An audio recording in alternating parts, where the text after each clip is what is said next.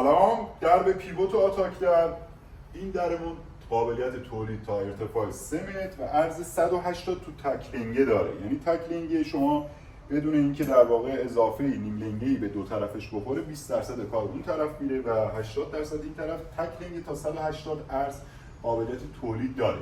ارتفاع این در بنا فعلی 2.40 که تا ارتفاع 3 متر این در رو قابلیت تولید داره.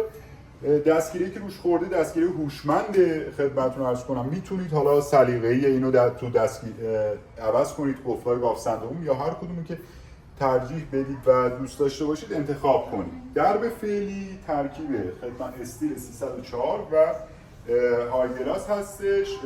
لولا ایتالیایی قابلیت تحمل وزن 2 تن داره. میبینید لولا محور از مرکز باز میشه. در گفتم خدمتتون تا عرض تو تکلینگ تا عرض 180 قابلیت تولید داره و تو درای لابی تا عرض 4 متر و ارتفاع 4 متر قابلیت تولید داره این مدل. حالا بقیه مدل‌ها هم میتونید از طریق کاتالوگ دیجیتالمون مشاهده کنید. در خدمتتون هستیم. موفق و مؤید باشید.